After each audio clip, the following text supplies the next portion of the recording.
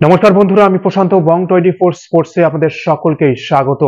International টি-20 লিগে আমাদের আন্দ্রে রাসেলের বিধ্বংসী ব্যাটিং পারফরমেন্স, ব্যাটে বলে দুর্দান্ত পারফরমেন্স করেছে আন্দ্রে রাসেল।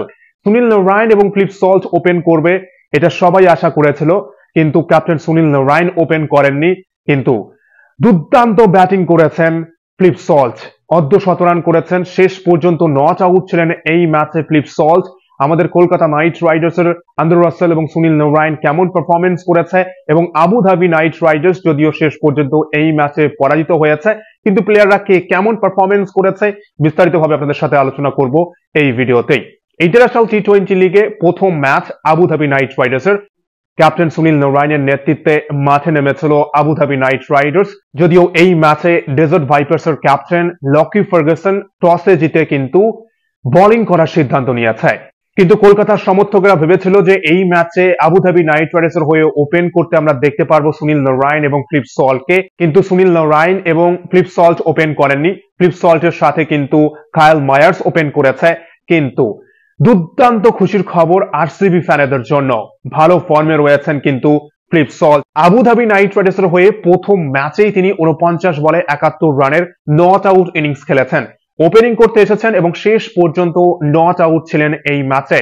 আজকের এই ম্যাচে কিন্তু ফাস্ট বলাররা সাহায্য পেয়েছিল, পিচে ঘাস ছিল, আমরা বাউন্স দেখেছি, সুইং দেখেছি, এবং শুরু থেকেই যখন ওপেনিং পার্টনারশিপ বড় স্কোর করতে পারেনি এবং পাওয়ার প্লের মধ্যেই 2-3টে উইকেট হারায় আবুধাবি নাইট রাইডার্স, এবং তারপরে দায়িত্ব নিয়ে কিন্তু খেলেছে আমাদের ফিলিপ সল্ট। 49 বলে 71 রান করেছে ফিলিপ সল্ট, এবং তার সাথে কিন্তু আলিশান, এই দুজনে কিন্তু ভালো একটা পার্টনারশিপ গড়েছে, প্রায় 80 রানের পার্টনারশিপ। কিন্তু ডিজে ব্রাভো আমাদের কলকাতার মেন্টর এবং আবুধাবি নাইট রাইডার্স এর কোচ, রানের গতি বাড়াতে হবে, তাই আবুধাবি নাইট রাইডার্স এর কোচ আমাদের ডিজে ব্রাভো কিন্তু আলিশানকে তুলে নেয়। আলিশান কিন্তু 46 রানে ব্যাটিং করছিল, ভালো ব্যাটিং করছিল, রানের গতি বাড়াতে হবে, তাই রিটায়ার আউট হয়ে ফিরে যায় কিন্তু আলিশান, এবং তার পরিবর্তে মাঠে নামে কিন্তু আমাদের আন্দ্রে রাসেল। মাঠে নেমেই প্রথম বলেই 6 দিয়ে শুরু করেছে, 11 বলে 29 রান করেছিল, বিধ্বংসী মেজাজে ব্যাটিং করেছে।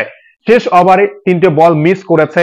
শেষ ওভারের 3টে বলে যদি আরো 2টো বাউন্ডারি হয়ে যেত তাহলে কিন্তু আমরা দেখতে পেতাম যে শেষ পর্যন্ত 14 বলে 40-42 রান করেছে আন্দ্রে রাসেল। যদিও এই ম্যাচে 14 বলে শেষ ওভারে 3টে বল মারতে পারেনি, দুর্দান্ত মেজাজে ব্যাটিং করেছে আন্দ্রে রাসেল। 14 বলে 30 রান করে আউট হয়েছেন, এবং আবুধাবি নাইট রাইডার্স এই ম্যাচে 166 রান করে এবং ডেজার্ট ভাইপার্স এর সামনে 167 রানের লক্ষ্যমাত্রা।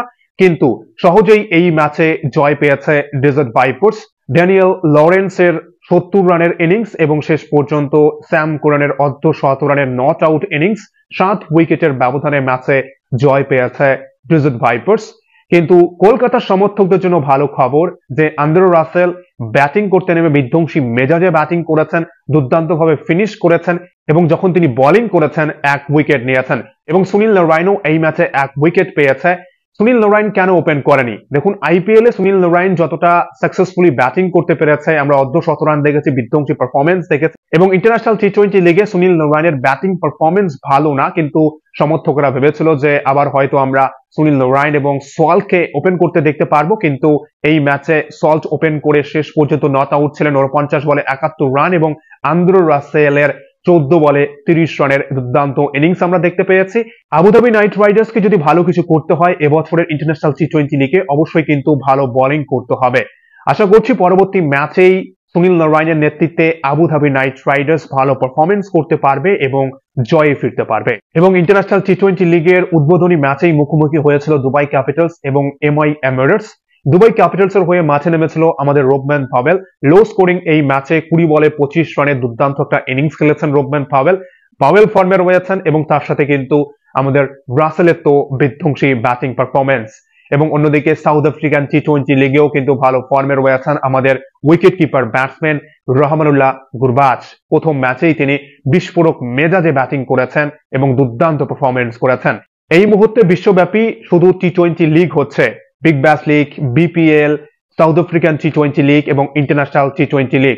আপনারা যারা ইন্টারন্যাশনাল টি-20 লিগের ম্যাচ দেখতে চান লাইভ, তারা কিন্তু G5 অ্যাপ ডাউনলোড করতে পারেন এবং ফ্রিতে দেখতে পারবেন। তা না হলে কিন্তু আপনারা ইউটিউবে ম্যাচ শেষে হাইলাইটস দেখতে পারবেন। অবশ্যই আমাদের নজর থাকবে আমাদের কলকাতার প্লেয়াররা কেমন পারফরমেন্স করছে বিশ্বের বিভিন্ন লিগে। সবকিছুর আপডেট আপনারা পেয়ে যাবেন বং 24 স্পোর্টসে। ভিডিওটি ভালো লাগলে অবশ্যই লাইক, কমেন্ট ও সাবস্ক্রাইব করে খেলাধুলার সমস্ত আপডেট পাওয়ার জন্য চ্যানেলটি অবশ্যই সাবস্ক্রাইব করে রাখবেন। অসংখ্য ধন্যবাদ সকলকেই।